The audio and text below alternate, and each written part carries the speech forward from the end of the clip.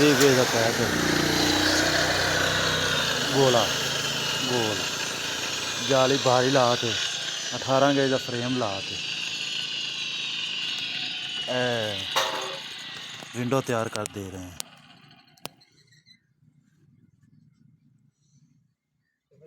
देखो जी